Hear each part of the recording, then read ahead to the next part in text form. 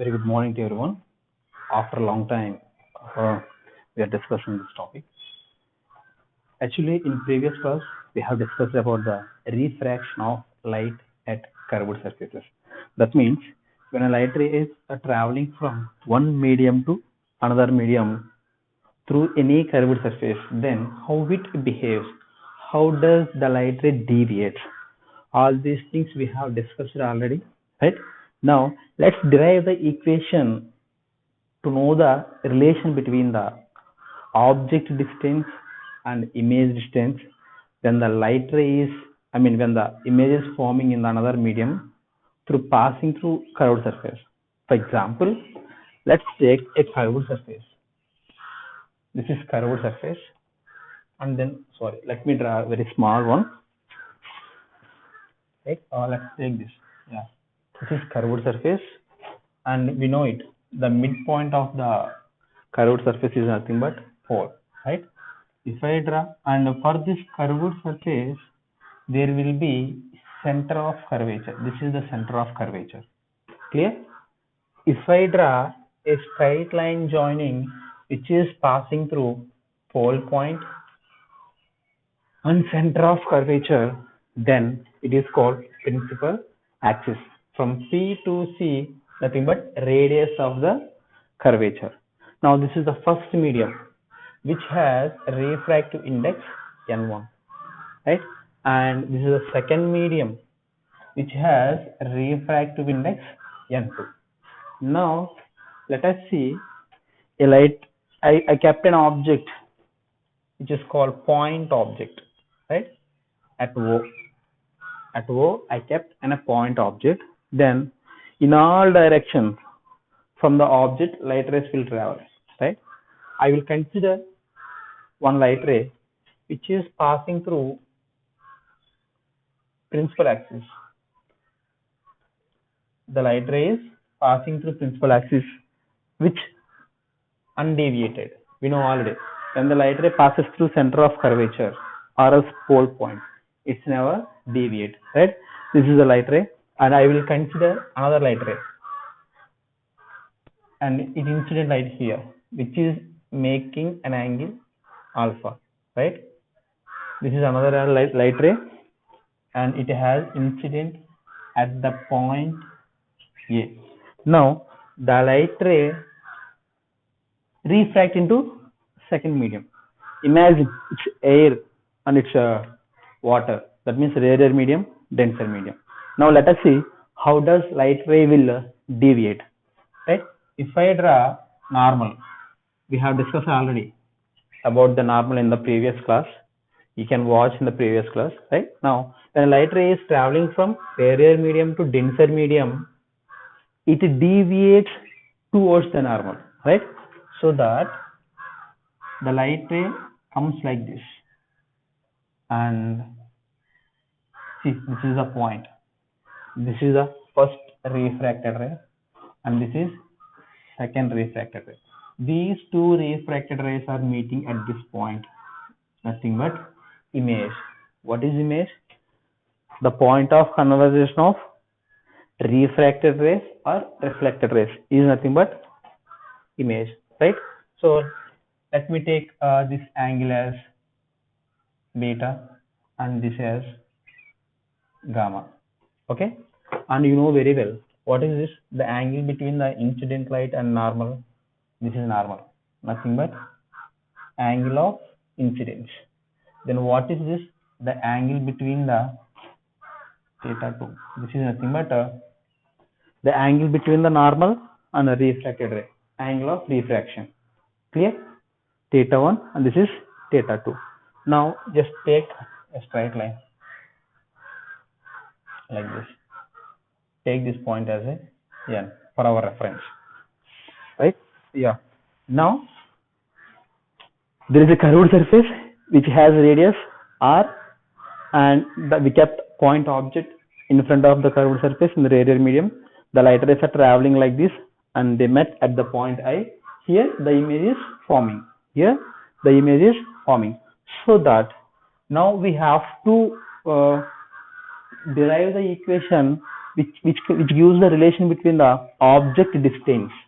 What is PO? PO is nothing but object distance U. And next PI. What is PI? Nothing but image distance V. Image distance V. And next, what is PC? PC is nothing but radius of the curvature. Now what we have to do? We have to derive the relation between these three. So first of all, let me take the triangle AOC. From the triangle AOC, or else, yeah, of course, from the triangle AOC. So in mathematics, I used to, right, from the mathematics, you used to do one equation. The sum of two interior angles must be equal to sum of exterior angle. From AOC, alpha and beta, these two are the interior angles. What are they? They are interior angles. So that alpha plus beta, that is equals to theta 1, because theta 1 is the exterior angle for the AOC. Clear? And next, and after next, if you take ACI, from the triangle ACI, what you will get? Gamma and theta 2 are interior angles. For ACI, gamma and theta 2, these two are interior angles. Gamma plus theta 2 is equals to beta. Right? From this, you will get that theta 2. Theta 2 is equals to beta minus gamma. You got theta 1 value and you got theta 2 value. Now what you have to do? You have to, that's theta 1, got theta 2 value and theta 1, right? Now what we have to do is, we have already learned in previous class Snell's law. What is Snell's law? Nothing but N1 sin I is equals to, what is that? N1 sin I is equals to N2 sin R. This is Snell's law, which we have learned already in previous class, right? So what is I? Angle of incidence. What is angle of incidence? Theta 1. What is R? I mean angle of refraction. What is angle of refraction? Theta 2. So N1, refractive index of the first medium, N1, and sin I in the sense nothing but theta 1, that is equals to N2. Of course, refractive index of the second medium, N2, and sin R. What is sin R? Theta 2. Okay, angle of refraction is theta 2. Now we have already derived the equations. What are they? N1 sin theta in the sense alpha plus beta, that is equals to N2 sin theta 2 in the sense nothing but beta minus gamma, right? So this is the equation which we get. Remember this as a 1. And next, if you take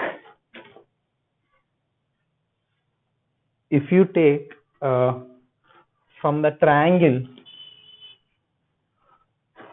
ACN,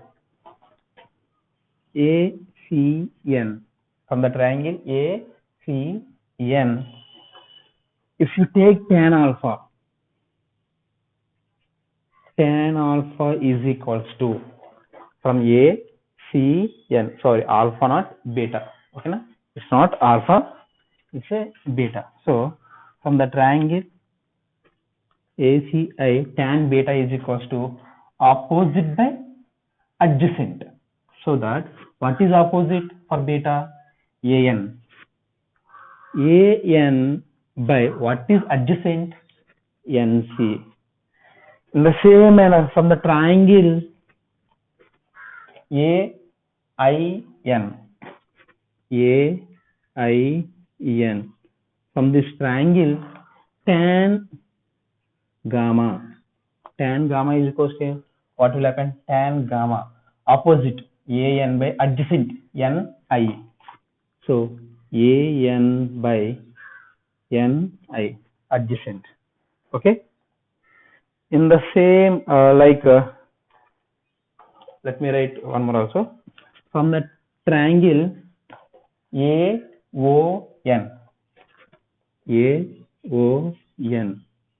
what you will get?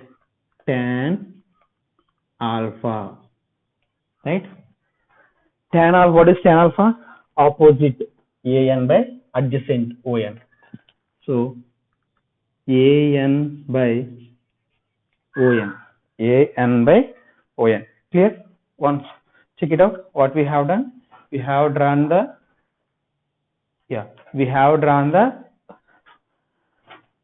similar diagram. After drawing, we have derived the theta 1 value and theta 2 value. We have substituted those in Snell's law, right? After substituting Snell's law, what we have done? From the triangles, we got tan alpha, tan beta, tan gamma values. Clear? So now here, if you observe carefully, the light ray is making an angle alpha. If this light ray is very close to the principal axis, then those light rays are called paraxial rays. The light rays which are moving far from the principal axis are called marginal light rays. The light rays which are very close to the principal axis are called paraxial light rays, right? Here, when the light rays are very close to the principal axis, then what will happen? This angle will be very small. Even alpha, beta, gamma, these three angles will become very small. So when these angles become very small, then if there is sin alpha, then it will be treated as alpha. This approximation is called paraxial approximation. Paraxial approximation. For example, if tan alpha is there, then it will be known as alpha. We are neglecting this tan. We are neglecting this sin because this is nothing but paraxial approximation. Why we are applying paraxial approximation? Because light rays are very close to the principal axis, right? When they are very close to the principal axis, alpha, beta, gamma will be very small. When they are very small, then you can write sin alpha plus beta is equals to alpha plus beta, right now? In the same sin beta minus gamma is equals to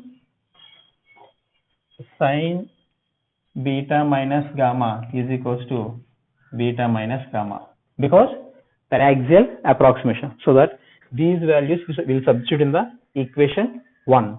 So let us see. We are after applying the paraxial approximation, the equation will become n1 sin, we can neglect the signs, right? n1 alpha plus beta, and that is equals to n2 beta minus gamma, right? So now here I told you already, we can neglect this tan or gamma, right? So here from this equation, beta is equals to an by nc, and gamma is equals to, what happened to the tan? We neglect the tan because paraxial approximation.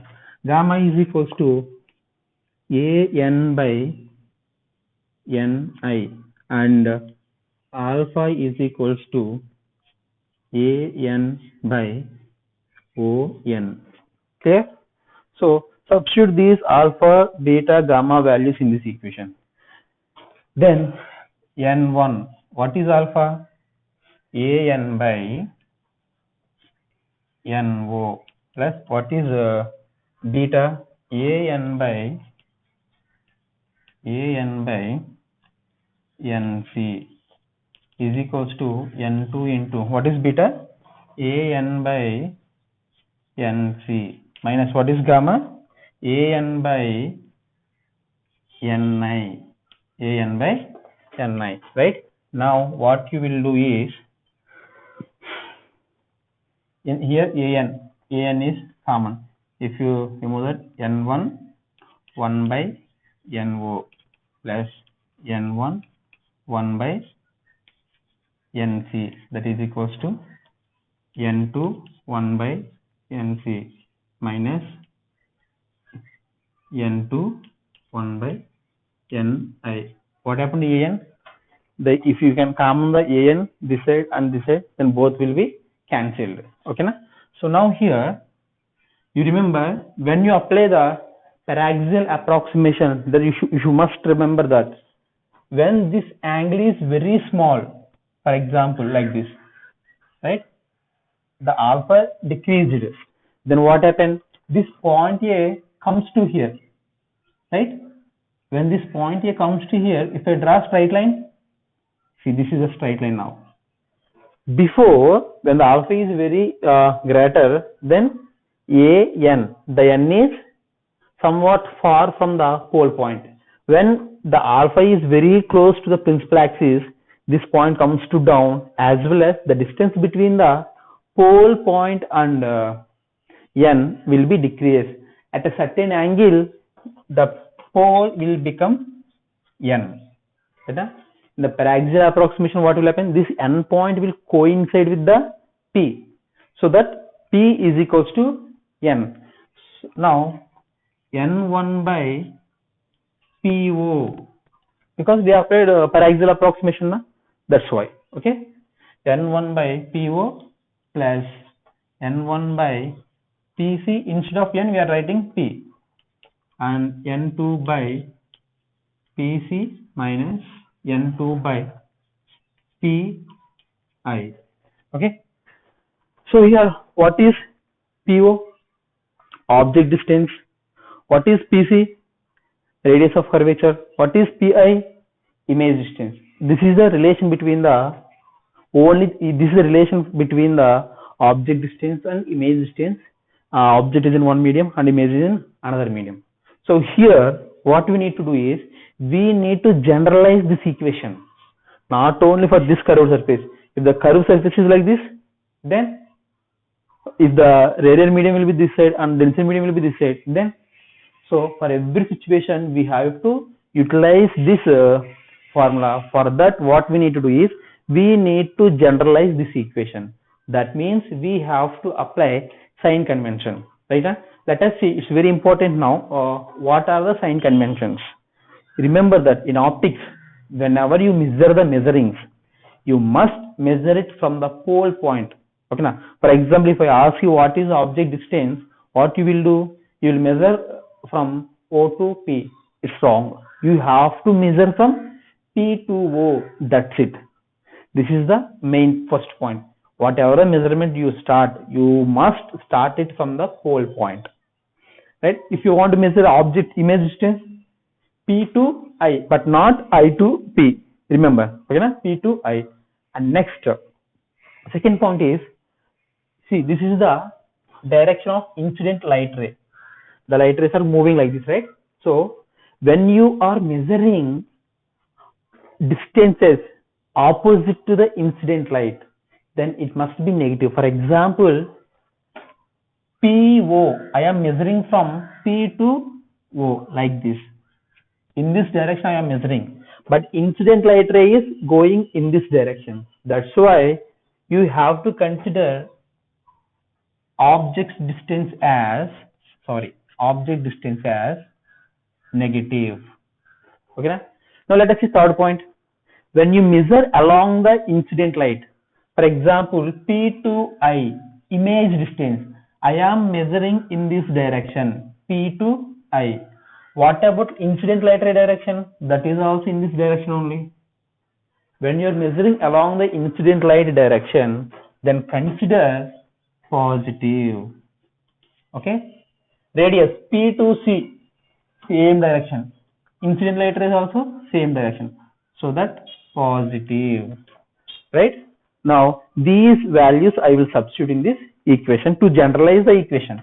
So N1 by PO, object distance, that means minus u plus n1 by PC, radius of curvature r, is equals to n2 into 1 by PC in the sense r minus n2 into 1 by pi in the sense v, right? So now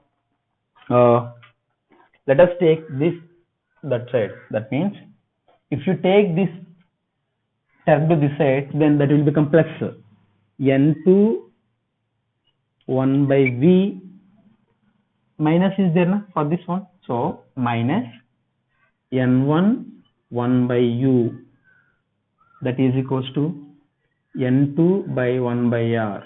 If you take this term to that side, then this is a plus.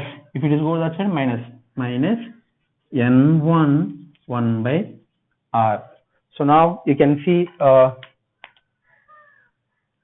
n2 by v minus n1 by u, that is equals to, if I common 1 by r, it will become n2 minus n1. See, this is the relation for all the single surface areas. This is called surface formula. I mean curved surface formula. When the refraction is occurring at a curved surface, this is a formula which gives the relation between the refractive indexes and object distance and the image distance. So n2 by v minus n1 by u, that is equals to 1 by r into n2 minus n1. Right? Now, for example, let us see. It's the same. If you can apply the same formula for the plane surface also. How it is? For example, for the plane surface, what is the radius? For the plane surface, the radius is infinity. The radius is infinity, right? Let us substitute that infinity in this. That means n2 by v minus n1 by u, that is equals to 1 by infinity into n2 minus n1. So do you know the value of infinity? That is equals to 1 by infinity in the sense 0. So it will become 0. So that n2 by v is equals to n1 by u. This is the relation for plane surface. If it is plane surface, in many exams they have asked this question. Okay, na? So you can write like this also. n1v is equals to n2 u. Okay, but you must remember that while applying these formulas, you must again apply the sign convention while solving any problem. Hope it is clear. In the next class, let's learn about the different types of lenses and how the image form when the object is at different positions in front of the lenses. Hope everyone has understand this. If you have any doubts, comment below. Thank you all of you. Have a great day.